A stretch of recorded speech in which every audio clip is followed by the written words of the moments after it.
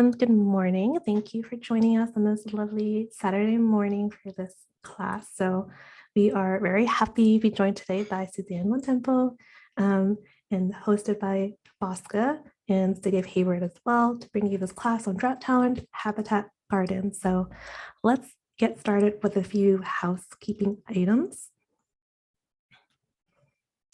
So participation today, everyone is on mute by default. Periodically at the end of the class, Suzanne will pause for questions. So if you wanted to ask questions, you can click that button to raise your hand and we'll call on you and unmute. Or anytime during the class as well, you can type into that Q&A box any questions that you have and we'll read off any questions that you have as well. And just so you know, everything in this class is going to be recorded and will be made available after class is over. A little bit about Bosca that's hosting this class. It is an organization that represents 26 agencies, including cities, water districts, water companies, all that purchase from the San Francisco regional water system, including the city of Hayward. So it includes member agencies that provide water to 1.8 million people and over 40,000 businesses and community organizations in Alameda, Santa Clara, and San Mateo counties. Overall, Bosca's goal and the reason why we're putting up all these classes and programs is because we want to provide high quality supply of water at a fair price.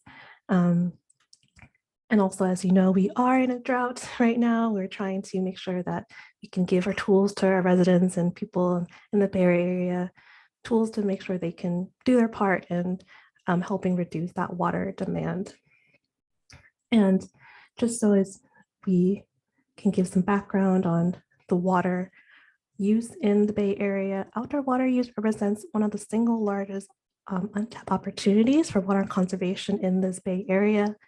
And outdoor water use reductions through use of water efficient plants and techniques can help conserve water so we can make sure that future water needs of our communities are met.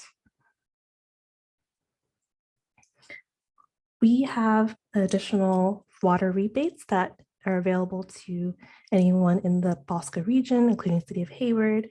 If you're not in the city of Hayward resident, you can also check the Bosca websites for any of these type of rebates. So there's a longer version rebate program that gives back a certain amount of dollar amount depending on front lawn or backyard lawn, sheet mulching, techniques like that, as well as a rain barrel rebate program. There's also new programs that we're offering, such as the Smart Irrigation Controller program. You can use that link to look up if you're eligible, depending where you live.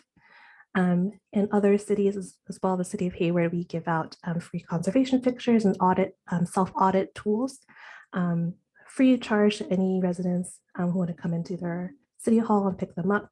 For more information, you can go to that website, Bay Area Conservation, or if you're a city of Hayward resident, you can also check out our website for a list of all the new programs that we have this year.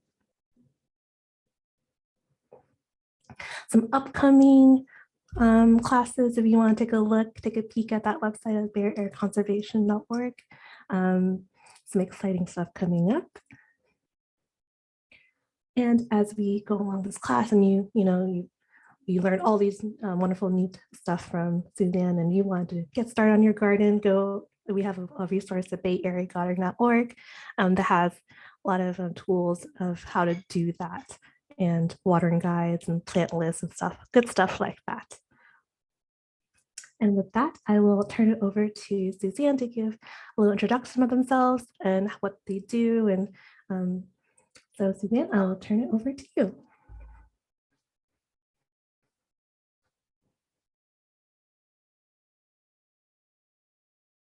Oh, you're muted, sorry. Thank you, Michelle. I needed that support. I'm really excited to be here this morning to share with you all some tips and techniques for creating a drought-tolerant habitat garden. I'm Suzanne Bontempo, an environmental educator, and have worked as a professional gardener for almost 30 years, not quite 30 years yet.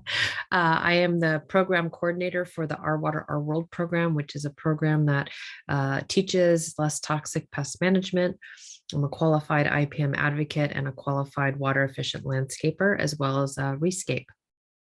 So with that, let's get started. I'm going to go through slides for about an hour, and we will leave time for question and answer session after the program. However, as Michelle mentioned, I will pause throughout the program just to see what questions have come up. What we're going to learn today are the things that you'll need to grow a habitat garden, which plants are best, how to set your plants up for success, which includes your garden, and then managing pests while protecting that habitat garden.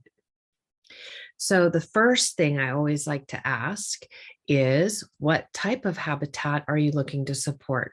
Is it going to be our birds or butterflies, little amphibians like this little frog here?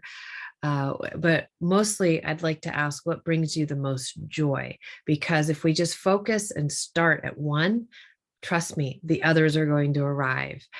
So that's something I'd like to first have us consider. And then the things that we're going to need for to grow a habitat garden are going to be, one moment, I apologize, food. We want to provide food for our the ecosystem of the garden and all the guests that arrive.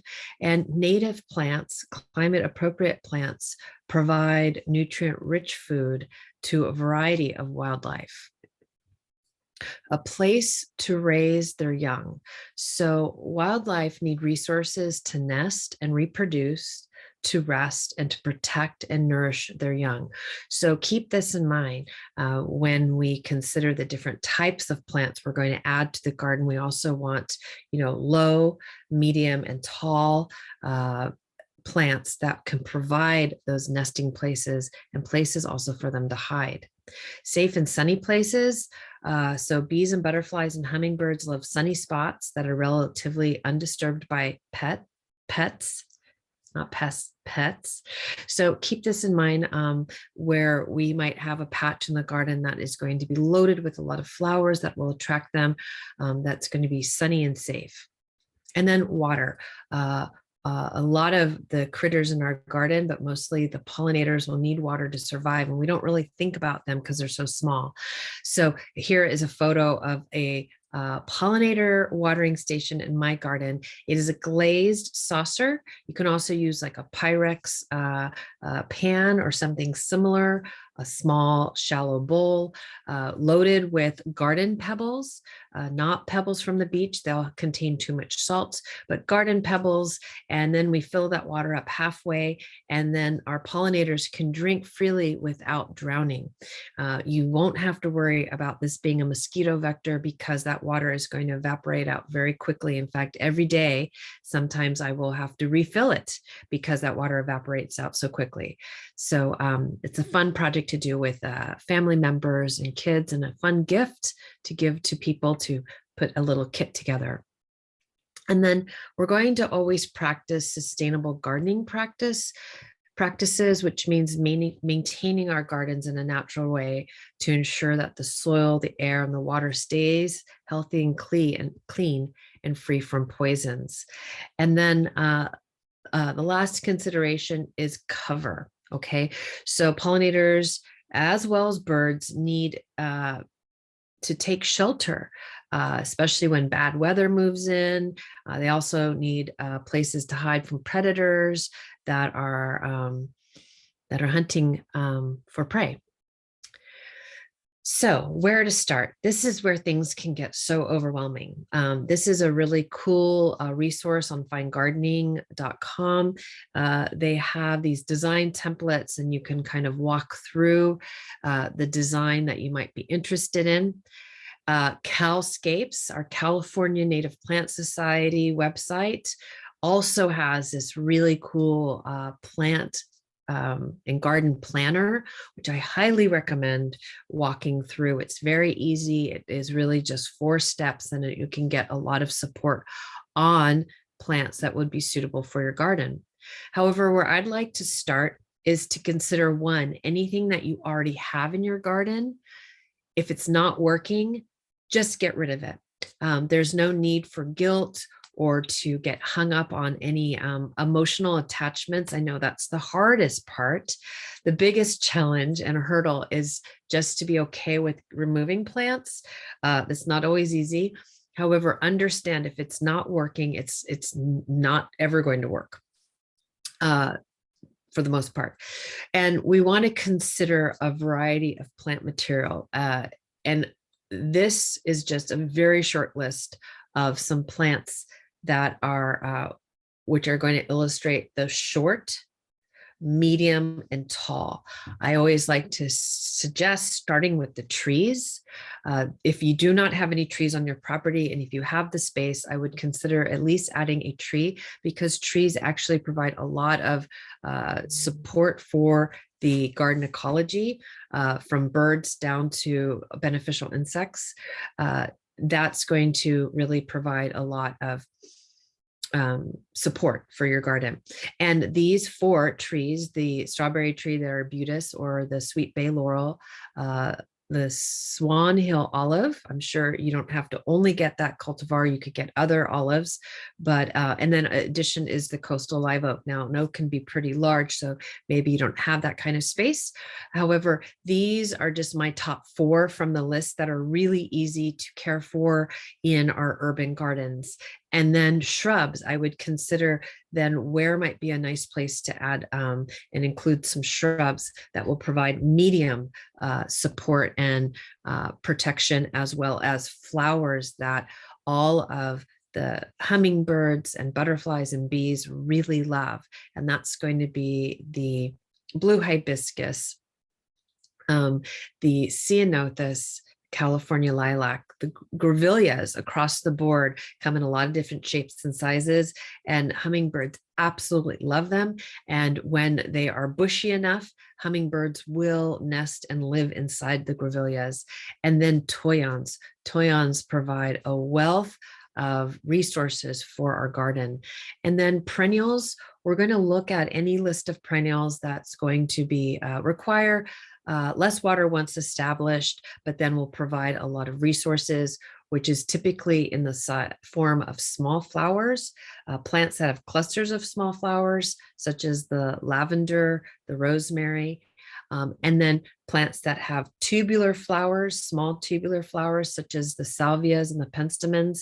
And then cistus is going to have flowers that look like a daisy, and those are also going to be important.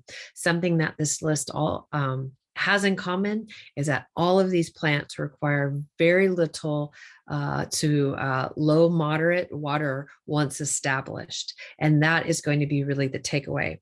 So we're always going to look at introducing plants into our garden that we're going to require low water once established. And this is a really cool list from calwater.com. This is the California Water resource. And I do have a list of these plants coming right up. Or I'm sorry, list of these resources coming right up.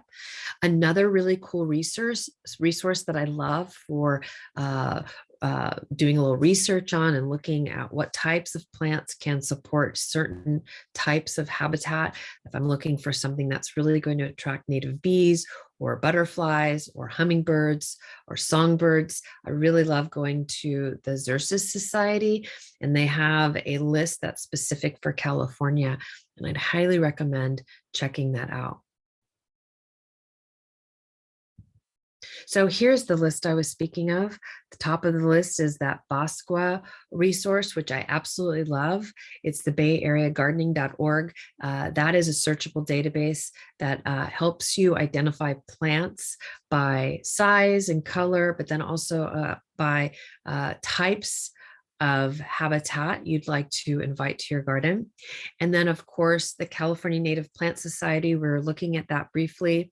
Calscape is going to be a list of plants, also indicating what the plants attract, if it's hummingbirds, songbirds, lizards, and so forth. It's very helpful.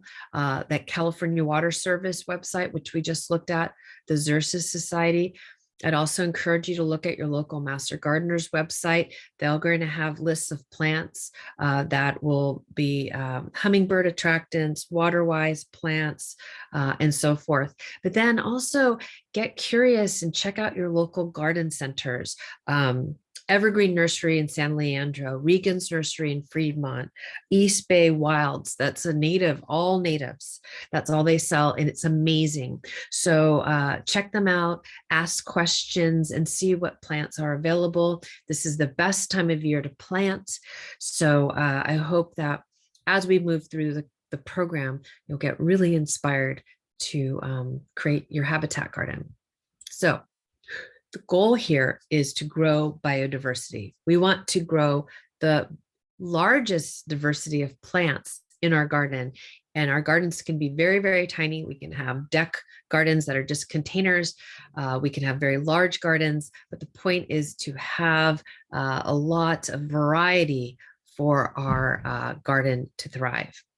We're going to provide nesting areas, and nesting areas are not just going to be for our birds, but also for our native bees, butterflies, and more. And when we're considering butterflies, something to keep in mind is that the plants that butterflies are, and actually the plants that butterflies are visiting for nectar may not be the same plant that their caterpillars would like to feed off of.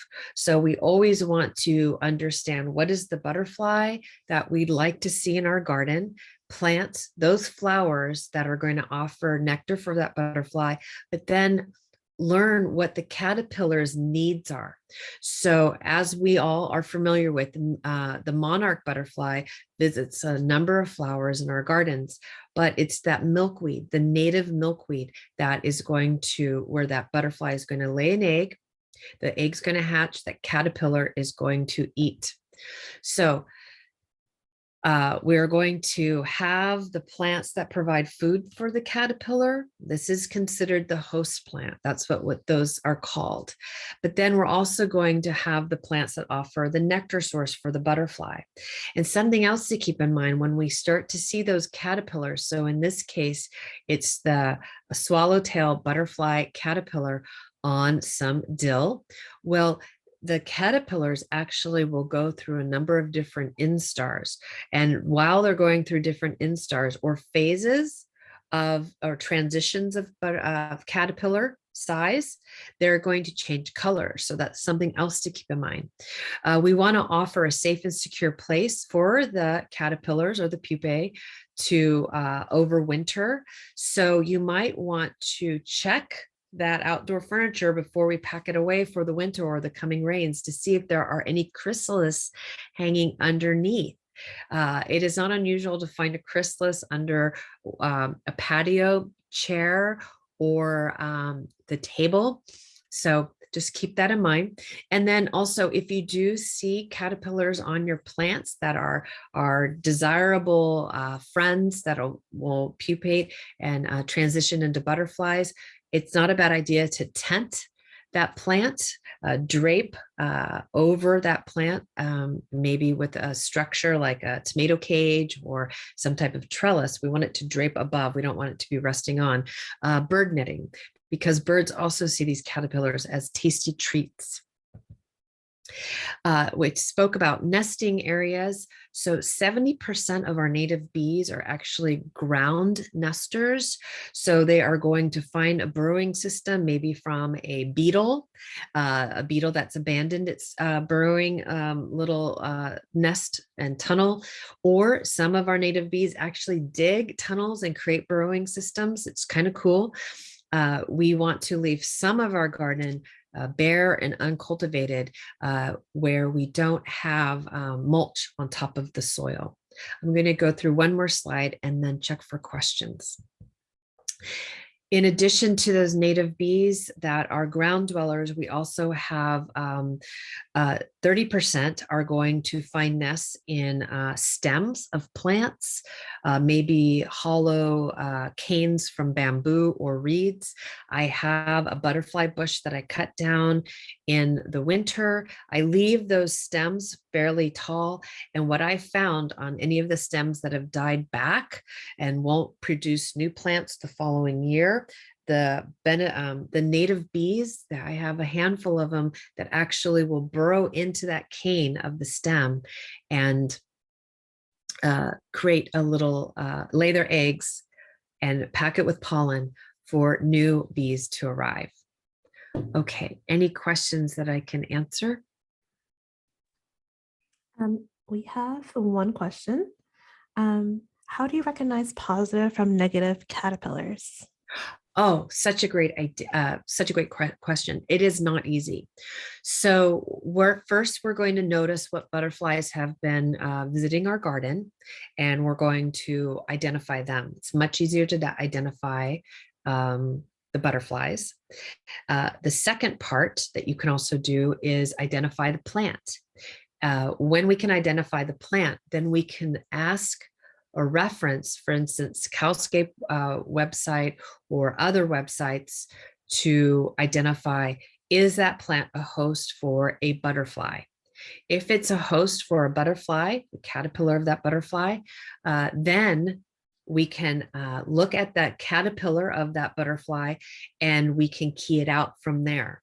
So that's the shortcut, is identifying the butterflies that are coming to my garden, because if I see activity, it's most likely going to be the young, the larvae of that. And I'm going to identify the plant. If I can identify the plant, then I can identify the caterpillar that is going to be feeding off it, if it's beneficial or if it's a pest. Great question. I will have some resources for that at the end of the program. Thank you so much. That's all we have right now. Okay, beautiful. All right. So now I want to talk a little bit about protecting your garden habitat. So I mentioned briefly the predators, but predators come in a lot of shapes and sizes. So not only is it going to be maybe a bird coming to eat that caterpillar, or something similar. We're also looking at pets. Pets can be an issue. Children playing in an area can accidentally squish something, not their intention. And gardeners. Gardeners actually are maybe the largest of this category, the most disruptive to a garden because of their blowers, their mowers. Oftentimes gardeners are just systematically just pruning things because we've told them we want everything to look tidy. So we want to be really mindful, if we are hiring gardeners, that they are taking a more gentle approach. And then also the elements. We want to keep, as I mentioned, some areas uncultivated and mulch free, so that we can encourage and support any of our ground nesting native bees. We want to avoid those leaf blowers. As I mentioned, they're very disruptive. We also want to prune mindfully. And what I mean by that is, if we are going to prune a hedge down, or some shrubs down to maybe reduce their size a little bit, maybe they have outgrown the space, keep in mind, it's always really important to understand the size, the maximum size of the plants, and make sure we are going to put a plant in an area that actually can grow to size without having to prune it a lot. But, sometimes we inherit gardens. We do need to do any pruning. We're going to do it really lightly and mindfully. We're going to inspect and make sure we're not accidentally cutting off a branch that has a chrysalis or a nest. And then, as I shared before, we're going to check our patio furniture before storing it to make sure there are no chrysalis on it. I bring this up a couple of times because this is very common. And then we're also going to be really mindful about reducing the pesticide usage. And so, tips for growing a habitat garden: we're going to embrace the seasons. We're going to plant for year-round bloom. We live in the Bay Area, which might be one of the most beautiful places to live on the globe, and we can actually have flowers in bloom year-round.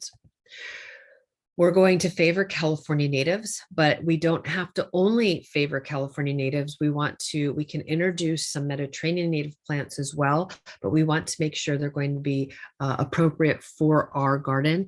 And what I mean by that is that they're going to match the climate of our garden. We're going to plant when possible in swaths or clumps of 3 feet by 3 feet. Now, some plants, specifically the salvias and those rock roses, can easily get 3 feet wide, and that's perfect. Sometimes if it's a smaller plant or something that's more like a ground cover, we're going to plant a few of them so that they can expand and grow into a 3-foot area. Now, the reason why is because bees will see, well, as they're flying, they're going to see larger swaths of the same color and see it as being more desirable than a single plant. So for instance, I plant sunflowers, and instead of just planting a single sunflower, I actually am planting, as many as I can, but really no less than 6 or 8 along a fence line. Now it expands that 3 feet, and they're not close to each other. They're spread out a couple feet apart, and that's enough for the bees to see a band of sunflowers. The other thing I can share, one moment. We're going to avoid hybrid plants. Hybrids of many of the plants that we like oftentimes don't have the same pollen or nectar value. And what I mean by that is that the hybrids are bred for color or maybe abundance of bloom to appease us as humans, but will lack some of the benefits that our birds, bees, and butterflies would require. We don't want to forget the night blooming flowers such as evening primrose. There's some vines that bloom at night. Oh my gosh, I just am forgetting. Moonflower is a great one. Ask your local nurseries, or you can reference the Sunset Western Garden book. Night bloomers are fantastic because pollinators are not just limited to daytime, such as butterflies, bees, and hummingbirds, but many of our moths are nocturnal pollinators. So we don't think about the moths doing us a favor, but they are out there and they are going to be pollinating many of the flowers in our garden. We're going to also include those larval host plants for any of the butterflies we want to attract. And we're going to reduce or remove the lawn and replace it with plants that are going to better suit the habitat we want to create. We're going to provide that watering source, and we're going to avoid pesticides. And I want to share that even eco-friendly pesticides registered for organic use, are designed to kill insects. And many of our pollinators and our beneficial insects are impacted by these eco-friendly pesticides. So I mentioned we want to plant a diversity of flowers. So in this picture, I have pictures of flower. I have a group of flowers that look like daisies. So the Gaillardia, the Erigeron, Cosmos, those are actually single flowers. That's what we see. We see a single flower, looks like a daisy. But what it really is, the petals are rays that are there to attract the pollinators, and that the cone in the middle, that button in the middle, is actually hundreds of tiny flowers. And that's where we always see our pollinators feeding from, because that's where the pollen and the nectar is.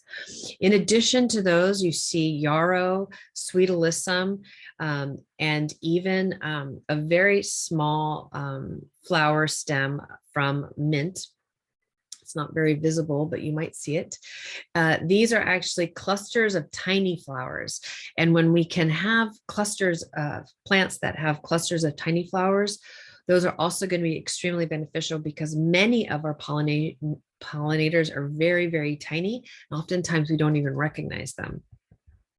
This is just a very short list, again, of some plants that will are an example of what I'm talking about. So flowers that look like a daisy or a sunflower can be Oridron, Gaillardia, Cosmos, Rebecca, or Black-eyed Susans, asters, coreopsis, and so forth. Flowers that grow in clusters would be that yarrow, that sweet alyssum, ceanothus, lavender, agastache, and then also letting a lot of our herbs go to flower, such as the parsley and the cilantro. I can share that when my cilantro goes to flower, you can see it being swarmed by the micropollinators. And then, of course, we're looking at plants that have small or large tubular flowers. And the reason why is because larger bumblebees will visit those, as well as hummingbirds and butterflies. And this is just a selection of just some flowers from my garden that fit those descriptions. All right, I see another question has come in. Michelle, is there a question I can answer? Yes. The question is, what can you do to preserve chrysalis on furniture if you need to store it? Oh my gosh, what a wonderful question. Well, you have to store it not folded up. You can store it, and that is fine. Colleague of mine actually had this very experience where she actually had to move the patio table into the garage with the help of her son, clear out space, which that was the challenging part, and just let that chrysalis overwinter on the table. And then in the spring, they moved it back outside very gently, and the chrysalis then continued with its transformation into a butterfly. So gentle, that's what I can share, is just be really gentle. All right. Great. Thank you. You're welcome. All right. Okay. Oh, yes. Oh, sorry, that was the only one we had, but just wanted to let you know people can continue entering questions in the Q&A if anything comes up anytime. Yes, please do. So, and then I just wanted to give a shout out to a few of these habitat heroes. So again, if you are only able to plant one plant in your garden that's going to support habitat, this is a very short list of plants that provide the most benefit, the most bang for your buck, the most resources for the largest variety of habitat. So again, the California native oaks are one of the most important plants here in the state of California for us. They provide a wealth of resources to so many critters and insects and birds and lizards and so forth, even squirrels, as you're familiar with. However, we might not have the space for an oak in our garden, but we can now just appreciate those oaks in the landscape when we go to our local parks or when we're out on a hike. But then our native California buckwheats are going to provide an amazing wealth of resources for our habitat, as well as our California manzanitas, our California lilac, the ceanothus, salvias, those sages, as well as those culinary herbs. So many of the culinary herbs are not California natives. However, they're coming from Mediterranean climates and adapt very well to our climate as requiring very low water once established. And then something else I'd like to share is that we're going to be mindful when it comes to doing our fall maintenance. Or I should also share, at the end of a plant's cycle, when a flower is no longer blooming, I'd like to invite you to let it just be. Now, I might deadhead those flowers at the beginning of its blooming season to encourage more flowers, but when the plant has been blooming for a while, I'm going to let those flowers continue their life cycle. And I'm going to let those flowers either go to seed or go to berry. And oftentimes what happens is that the birds benefit from this. So asters are fall blooming perennial plant. That's one of my favorites. That's what's in my background. I absolutely love them. And when I let them go to seed, the birds, the songbirds, will swarm those plants, enjoying those seeds. And then what I'd also share, the Japanese anemones, very common late summer, fall blooming, beautiful part shade plant. This, when we let it go to seed, the fluff, that fluff birds will utilize for nesting material. So that's really important to allow them to access that. Clematis, which is a spring blooming plant, will also create fluff that the birds will use for nesting material. And then elderberries and snowberries, these are berries we're going to start to see now this time of year, provide a wealth of nutrients for our birds, high omega-3s and healthy fats, so they can really get plumped up and ready for the winter. I also plant my sunflowers actually specifically just for my birds so that they can get the nutrients they need during the time that they need it. And then of course that coastal live oak and those acorns are going to provide be so nutrient rich for all the critters that visit it. And now we're going to talk a little bit about how we can set our gardens up for success. So how do we set up our plants for success? We're going to choose a native variety of native varieties and plants that will require less water once established.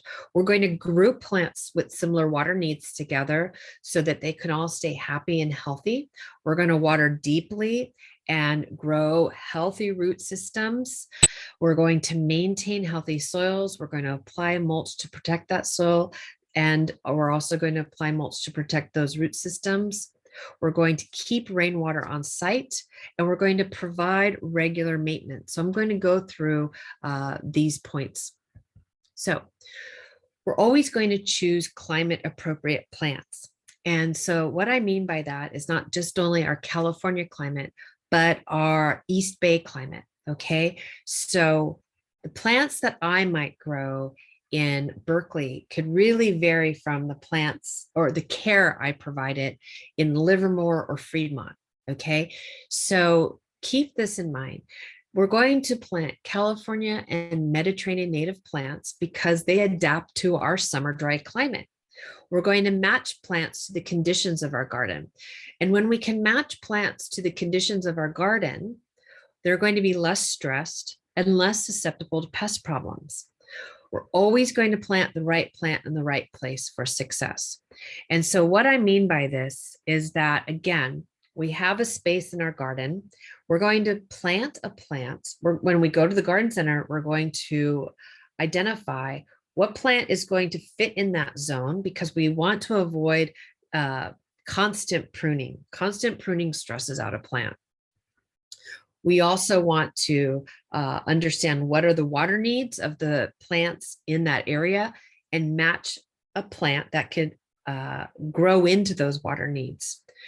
We don't want to add a plant such as lavender that really requires very low water needs once established if it's an area that is getting moderate water needs, because that could be too much for that lavender and that lavender could die. We're also going to look at the sun exposure, the shade exposure, and make sure that we're planting something that can accommodate that sun and shade exposure. And we're primarily focusing on sun and shade exposure during the peak summer months, because we do know that that sun moves, okay? However, if it's an area that is in full shade during the winter months, never getting any sun, we want to keep that in mind also. So these are just things to consider when we're adding plants to our garden.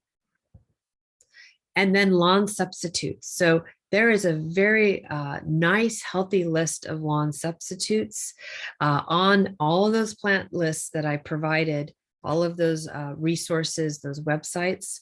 However, this is just going to be my top 4. So if I had to pick 4, this would be my top 4. So if I'm looking for something that resembles a lawn or turf grass, I'm going to look at red fescue or meadow grass. That's a carex. These are amazing. They are going to be walkable. You can walk on them. You can picnic on them. It's just oftentimes we want to avoid maybe playing sports on them. Like maybe if we've got teenagers that like to go out there and kick a soccer ball around or throw a football on a daily basis, occasional use is fine, but we want to keep that in mind. And then my most favorite ground covers that are excellent, that can take baking hot sun and require low water once established, and that are going to, we can walk on them. Again, moderate walking, not a heavy walking on a daily basis, is going to be Diamondia. Diamondia is just gorgeous. It's got that beautiful silver foliage. It has a little yellow coin daisy style flower during its summer blooming season. And it is just a dynamo. And then the creeping thyme, which is my, oh boy, both of those are my number one picks. It really is depends on what kind of color we're going for. But the creeping thyme fills in really well. You can see in this parking strip, or I'm sorry, median sidewalk strip, it's not quite filled in yet, but it will be filling in.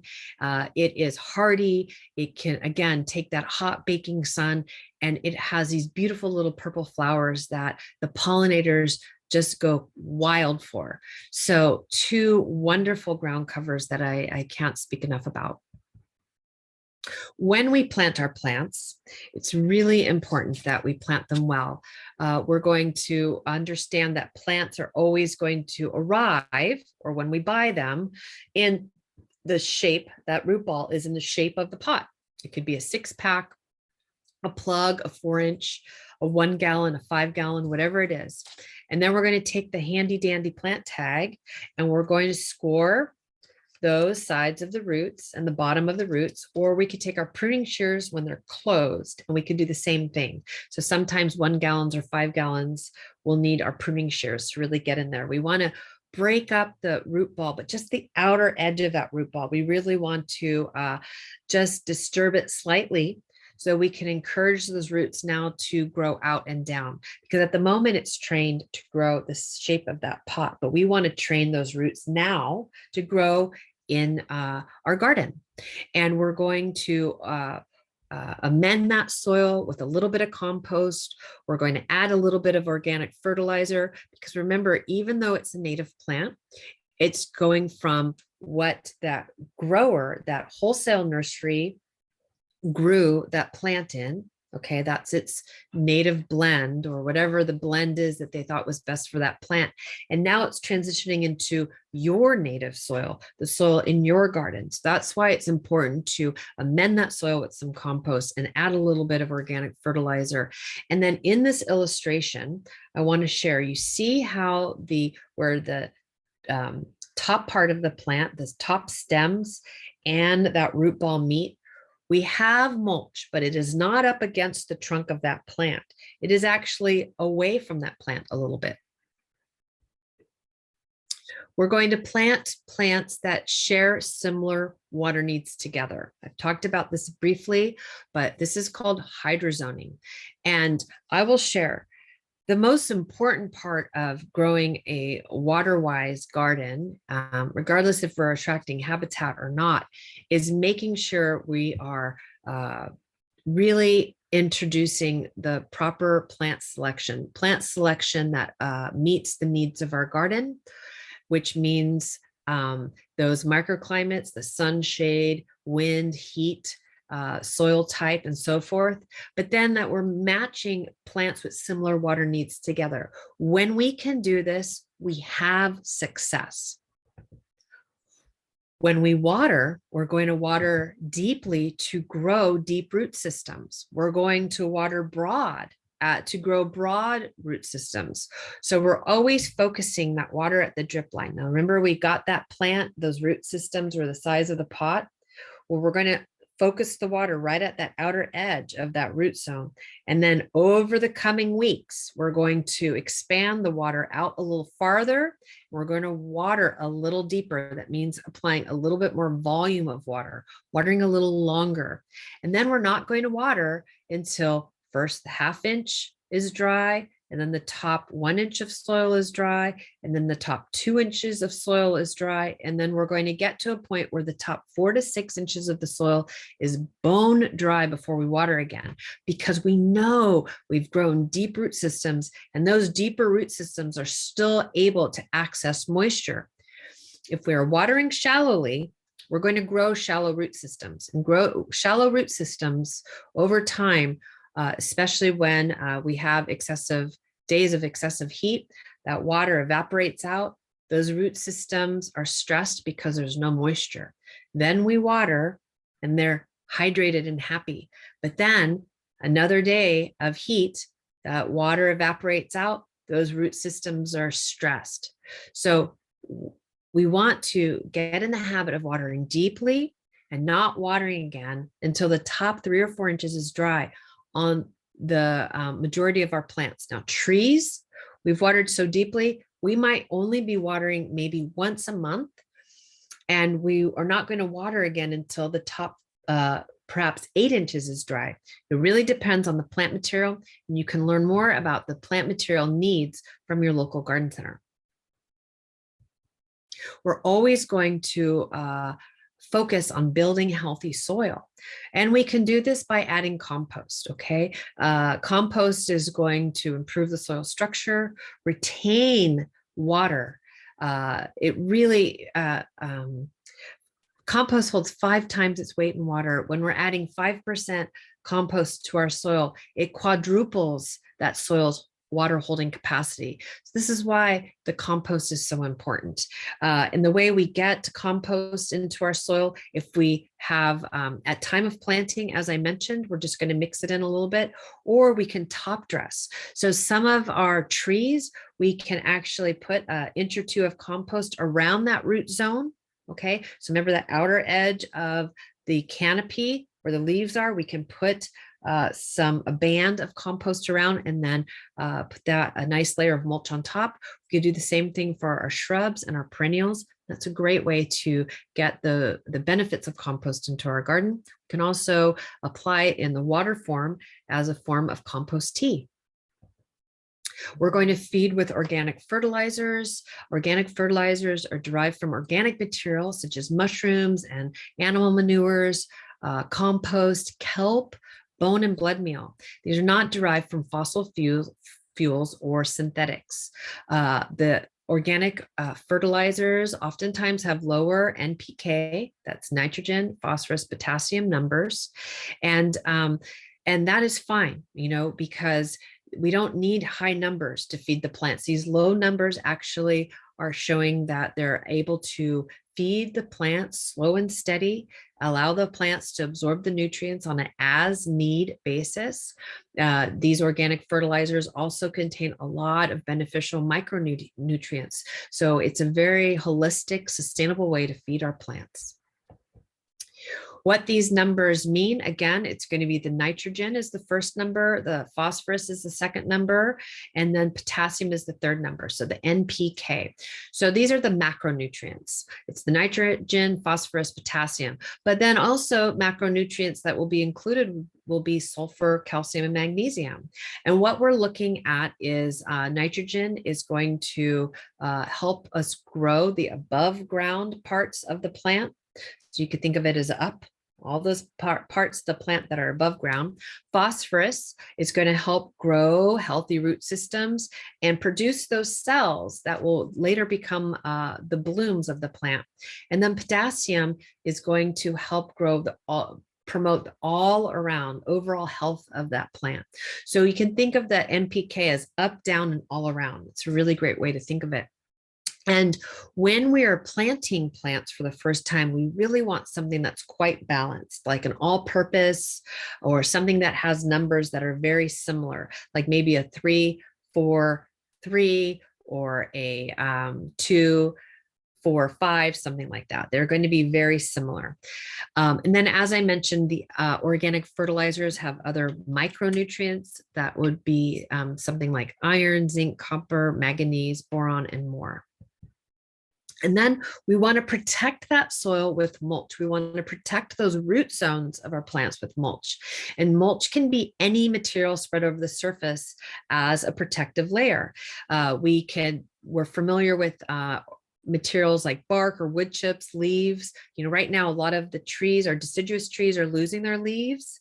That's Mother Nature's mulch. Okay. So that's wonderful to keep those leaves in place if it's in an appropriate location of your garden. Straw, newspaper. Then there's also things like oyster shells, gravel, landscape fabric, and rubber. We do not support, or I should say, I would encourage you to stick with the natural ones, the bark, the wood chips and leaves and so forth, because those actually are going to decompose into that soil, providing food for the root zones and the microbiology of the soil. Oyster shells and gravel really hold on to the heat. And in the summer months, we don't want to hold on to that heat. We really want those soils to cool down with the evening temperatures. And then the landscape fabric and rubber are synthetic products that we don't recommend for the garden. And then mulch. The reason why mulch is so fantastic is because it protects our soil. Understand that dry soil is hydrophobic. Dry soil without that protective layer during the summer heat and that baking sun actually will create a crust. And in some cases, it's even difficult to get a pickaxe into it. But when we have that nice 2 to 3 inch layer of mulch on top in the form of wood chips, we are preventing that crust from occurring. And when we do get water, that water now can infiltrate in as opposed to running off. Mulch is also going to reduce the evaporation rate significantly, so much so that we can reduce our watering anywhere from a minimum of 20% and upwards to 70%. So when we can reduce our watering, the frequency of watering, that is saving us a lot of time, energy, water, and money. That 2 to 3 inch layer of mulch is going to regulate the soil temperatures. When we have 2 to 3 inches of mulch on top of the soil, 4 inches down, the root zone is 10 degrees cooler than the air temperature, which is very helpful, especially during those hot summer months. During the winter months, it's actually going to be 10 degrees warmer. So it's really a nice blanket of insulation. The mulch is also going to reduce soil compaction and erosion, but additional benefits is that not only is it going to reduce weeds by preventing weed seeds from germinating, it's going to feed the soil as it decomposes, but it's going to provide habitat for many of our beneficial insects. The big takeaway, though, is we're going to keep it away from the stem or the crown of the plant. All right, we have another question that just came in. Yes, the question is it good to add crushed eggshells and coffee grounds? I typically don't add those directly to my soil if there is a root zone in that area, because the coffee grounds and the eggshells, through their decomposition, that bacteria that starts to decompose those items heats up, really gets things hot. That's why if you've ever touched a hot active compost pile, it's pretty hot. And if I have that heat near my root zones, it can actually burn my root zones. So I will bury it in areas of the garden that does not have any new plantings actively growing. I really want to make sure that I'm not going to injure my plants.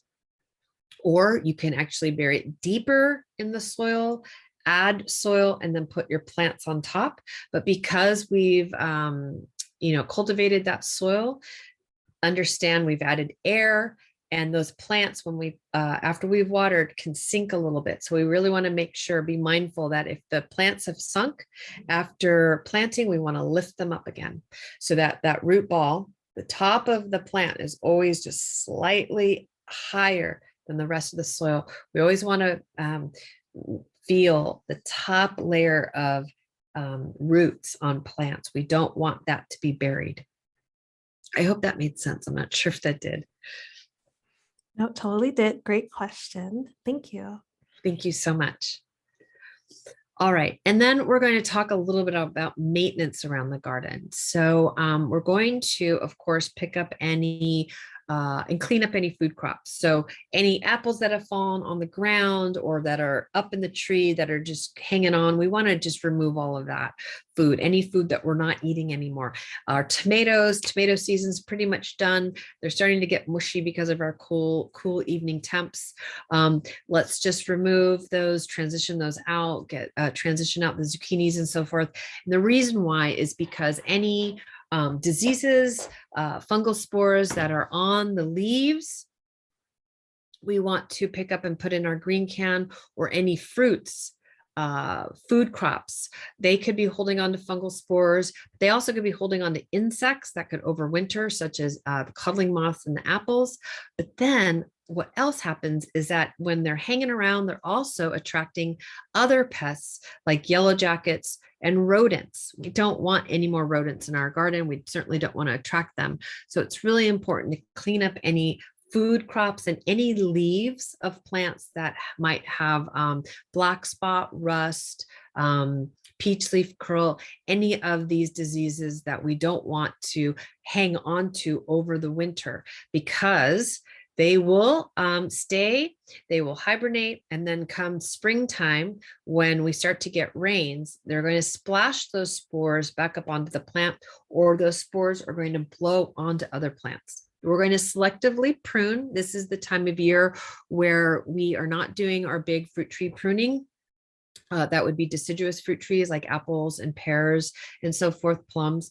But we might look and see if there is a long, tall branch that just grew. Sometimes those are called whips or water sprouts. We might just want to do a selective prune, just prune it a little bit. Or if there's any limbs that look like they might be diseased or dead, or if they look like they might be heavy or compromising a structure such as a shed or a fence or a house. If we have a big storm with significant winds, oftentimes we want to prevent any damage to the structure. So we could do a little bit of selective light pruning now, and then address our fruit tree pruning in after the first of the year. And then we're going to fertilize with that low nitrogen fertilizer. This might be the last time we're fertilizing before the spring. And we're choosing low nitrogen fertilizer because we do not want to stimulate a lot of new growth, because that new growth is going to it would be vulnerable to frost. But then we also want to, remember, focus on developing and growing healthy roots this time of year. And then we want to plant cover crops. If we've been growing vegetables and we have a vegetable bed that's bare, let's not leave that bare. Let's get some cover crops in there to protect that soil and protect the erosion. Cover crops are very inexpensive and easy to grow, and my most favorite would be the fava beans. All right, what is the next question, please, Michelle? I see a question just came in. Yes, so I'm going to, okay. If using underground watering, sorry, how do you control low water from higher water output? And also, is there a better type of line to avoid critter, other damage, which makes it hard to maintain the line? I'm not 100% sure I understand your question. When we have irrigation systems set up, we have emitters. Those emitters are going to have a flow rate. The flow rate could be 0.5 gallon per hour, 1 gallon per hour, or 2 gallon per hour. We need to inspect. We're going to put emitters around that plant. As the plant grows, we're going to move those emitters out. Remember that drip line. And we might need to add emitters to make sure we're really providing even water distribution. We need to look and see, did the water get down as deep as we needed it to be? And if it did, great.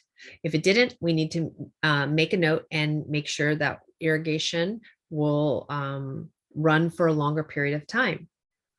Always need to feel the soil. We always need to look. We might be out there even hand watering and assume, oh yeah, I watered enough. And then we go out and check, and the water only got down an inch. And when we thought, my gosh, I've been out here so long watering, I thought for sure it'd be down for 4 inches. So it's up to us to dig in the soil and see. And then we're not going to water again until the soil has dried. So again, we have to dig in the soil and see. And after a few times, we can identify that what the best irrigation schedule would be for our garden. Especially working with a smart controller, you can, smart controllers will help us monitor because they're connected to a weather station, but it's up to us to enter all the information correctly into those smart controllers. And it's up to us to identify how water is able to infiltrate into the soil and evaporate out. So hopefully that answered your question. Sorry. Thank you. Okay, great. And so here is this really cool website that I recently discovered, which is healthyyards.org. And they also are talking, address leaving some branches and leaf litter and berries and nuts and seed heads for food for wildlife. And their motto is, or mission statement is, changing your yard practices might be the easiest way to fight climate change and support your local ecology. So I just wanted to share that with you because I thought that was really fun. Oh, and here are those pictures again. I just wanted you to see this is really what they're talking about. All right, so now I want to just finish by talking a little bit about pest management, because regardless of how healthy and the attention of that we give to our gardens, there's always going to be some pest problems that come up. And so I just want to share a little bit that pest management to protect your garden habitat is going to first require identification. If we are unable to identify the pest, it's going to be really challenging to solve the problem. We want to use all of those techniques that I mentioned about setting our gardens up for success. And then we really want to avoid using pesticides at all, okay? So remember, pesticides don't solve the problem, okay? They're just killing the pest. So we want to understand, why is that pest in the garden? Is it a seasonal pest that we can anticipate, such as aphids?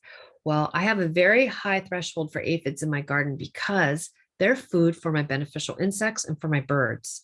So I will monitor. I see aphids out there, but then I also see beneficial insects and birds coming in. My favorite thing is in the spring when the ceanothus is just about to crack open with blossoms. All these little tiny songbirds are going in. And I'm always curious, like, why are they diving into the ceanothus? It's because of the little aphids that are at the tips of those buds. They're going in and feeding off of them. So having some pests is a good thing. Proper identification is key, all right? So if we are unable to identify that pest, we cannot solve the problem. Once we've identified the pest, we want to understand its life cycle, because oftentimes we are going to manage that pest at a different stage in its life. So for instance, with white cabbage moth, oftentimes we're going to monitor and search for the eggs. We're going to wipe those eggs off, okay? And then the caterpillar of the white cabbage moth is the one that's doing the damage, but we want to be 100% sure we are plucking it off. Okay, and then we can also put row cover over those plants to prevent the adult from coming in. We want to know that pest's habitat, and then we want to look at the timing of our actions. So again, back to the white cabbage moth, once I start to see white cabbage moth fluttering around my garden, especially around my brassicas, I'm going to start monitoring and looking for those eggs so that I can remove them. And then we want to look at and see, who are the natural enemies? Are there any natural enemies, any beneficial insects around that I know are taking care of the problem for me, and I just have to be patient. I'm going to go through a couple more slides and then I'll ask for questions. So when we use chemicals, this is in the form of pesticides.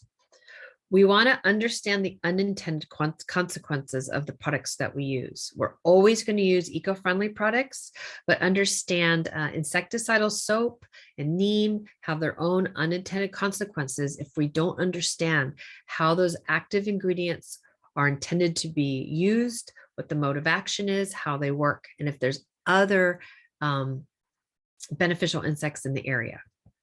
We always want to use them as a last resort after we've exercised all of the other options we have, like exclusion or hand picking or attracting beneficial insects and so forth. We always want to read that label and make sure we're using those products in accordance to the label. We want to know the pest and only target that pest. We are not going to just spray down everything because we are nervous that the pests are going to get on other plants. We're going to spot apply. So this even goes for insecticidal soap and neem, the two least toxic products that we can introduce to our garden. We're always going to use those less toxic and eco-friendly products that we can purchase from our local garden centers. We are going to avoid our homemade remedies because oftentimes our homemade remedies are not exactly what we think they are. Remember, insecticidal soap is potassium salts of fatty acids derived from soap. What we have in our house is typically a detergent. A detergent has a lot of other things in it that can be really harmful to our plants. We're going to always apply products at the very end of the day so that birds and beneficial insects are less likely to be active during the end of the day. And when we're working with eco-friendly products, once they're dry, they will not have residuals that will be toxic to the immediate environment. So that means once they're dry, they're not going to be toxic to any non-targeted critters, non-targeted pests that might enter the area. And then we're always going to avoid applying pesticides to trees, shrubs, and perennials when they're in bloom. We're going to look out for systemic pesticides. Systemic pesticides are products that we could spray on or apply as a soil drench from our watering can, and they move through the vascular system of the plant, and they actually move into all parts of that plant. That would be the leaves, the flowers, the pollen, the nectar, and the root zones. And what science is showing, the recent studies, is that the root zones, roots that interweave with other roots, these systemics can actually get passed on from one root zone to another and then moving beyond those plants. Some of the common systemics are called neonicotinoids. Some of the common neonicotinoids that we see are called imidacloprid. Not only are these really problematic to the overall health of the garden, to the overall ecology of the garden, but also to our waterways. These are actually very toxic to our waterways now. We really want to avoid using these as well as other synthetic pesticides. And if you are at a nursery and you're curious about the neonics and you want to avoid buying plants that have been treated with neonics, you can ask your nursery. You can ask them questions about the plants, ask which plants or seeds have been treated. I know that the nurseries throughout the Bay Area are buying from a lot of local growers, okay, those wholesale nurseries. And a lot of the local wholesale nurseries are not using the neonics, but they're not 100% neonic free, okay? Because we like to buy plants that look perfect, sadly, the growers have to use products to help those plants look perfect. So until we can change our threshold and be okay with buying plants that don't look perfect, but that are going to be still healthy and grow perfectly in our gardens, sadly, the nurseries will still have to use pesticides on them. You can learn more about these pesticides and the impact on our pollinators and our plants at pesticide.org. And the UCIPM, our University of California Statewide Integrated Pest Management website, has this awesome resource, which is the bee precaution pesticide rating resource. This where you can look up the pesticide that you're going to use and see how it impacts our pollinators. So a very helpful resource. Some other resources I like to share is the Our Water, Our World website. This is going to have some resources for you to solve many of the common pest problems, such as aphids, yellow jackets, slugs and snails, ants, and so forth, but with a less toxic approach. And we partner with the UCIPM. So we kind of make the information on their website a little bit more user-friendly. So it's almost like the Cliff Notes, something that we can really understand. And we also list products that you can find and purchase at your local garden center or home improvement or hardware store.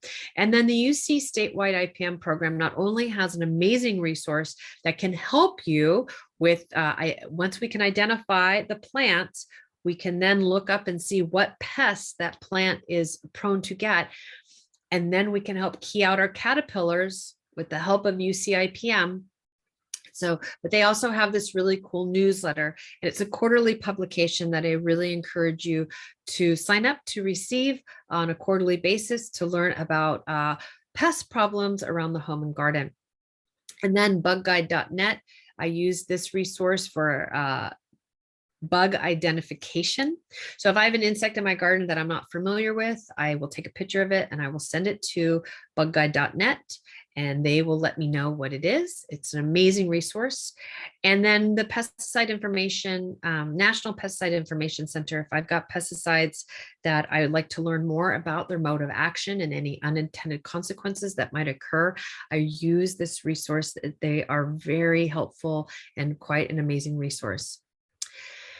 So I just like to share, when we try to pick out anything by itself, we find it hitched to everything else in the universe. Everything is connected. And so with that, I'd like to thank you. My name is Suzanne Bontempo. You can find me at Plant Harmony. My website is plantharmony.org. You can email me at suzanne@plantharmony.org. And you can find me on Instagram at Plant Harmony. So thank you so much for your time and attention. I'd love to take more of your questions at this time. Okay, great. So thank you, Suzanne. That was You're so very welcome. helpful. Feel free, everyone, to answer questions in the Q&A box. If you have questions as well, you want to talk, feel free to raise your hand and I can unmute you. So we have one question right now. How do you control snails? Oh, what a great question. Okay, one way to avoid snails is to water early in the day. So afternoon watering or evening watering is going to keep the garden really moist through the overnight hours. And snails, slugs, earwigs, and a lot of fungal diseases really thrive in those cool, moist overnight hours. So the first thing to do is to water. If you have an irrigation system, we're going to water at those early morning sunrise hours. So from, like maybe 4 a.m. to 6 a.m., maybe all the way to 7 a.m. Those are the best times of the day to water. If we're hand watering, it would be the best to water early in the morning, really before 10 a.m. And that's going to reduce a lot of activity. The next is know which plants slugs and snails love. And when you can identify those plants or where you see a lot of slug and snail activity, you want to use that chunky mulch, those big chunky chips. We can put a band of chunky chips around those plants. Again, not at the crown, but a nice band around that plant. Slugs and snails have a really hard time going over chunky bark. If the slugs and snails are already up in the tree, such as citrus, we'd have to go through and comb through that plant and really hand pick off all of the slugs and snails. We can use products like copper tape. Copper tape actually provides an electric shock to slugs and snails so they won't cross it. We can put copper tape onto some type of banding material. We never want to tape it directly onto a trunk of a tree. We can also, for like seedlings and for little veggie starts, I'll take a water bottle or a yogurt container and I'll cut the bottom off. If it's a water bottle, plastic water bottle. I'm cutting the top off. And now I have a sleeve. And I'm going to put that copper tape on my sleeve, and I'm going to put it around. I'm going to surround my little veggie start and bury that yogurt container or water bottle about a half an inch or so. And now slugs and snails can, it's a barrier I've created so they can't cross and access my crops. So that's where I start. If I need to move on to a pesticide, then Sluggo. Sluggo is an eco-friendly product that is not toxic. It breaks if slugs and snails do not ingest it, it will just disintegrate into just adding a little iron to the soil. We do want to be mindful that we don't have a big pile of it out, because if a dog or cat or some wildlife were to eat it, it could cause them a tummy ache. If my dog or cat were to get into the Sluggo or any other pesticide, I would always take them to the vet, just as to be cautious. However, these are products, Sluggo is not going to be harmful when used in accordance to the label. Great question. Thank you. And when you have another, not a question, but feedback saying, this is very helpful and interesting. So thank you. Great. You're so welcome. You're so welcome. Thank you.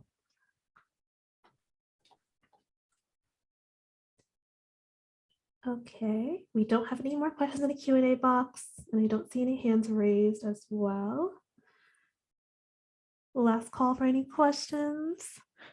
I know. I think we're all just excited to get in our gardens and, look at what habitat we have already in the garden.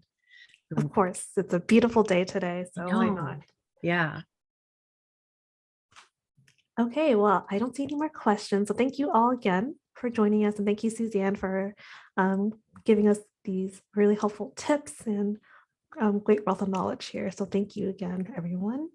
Again, these slides will be available, not these slides, but this presentation will be available after this on the Bosco website and likely emailed out to you as well. Any questions as well, feel free to contact me directly. And Michelle Tran, City of Hayward, and my contact will be distributed. So feel free to give me an email or call if you have any questions about any rebate programs that we have available.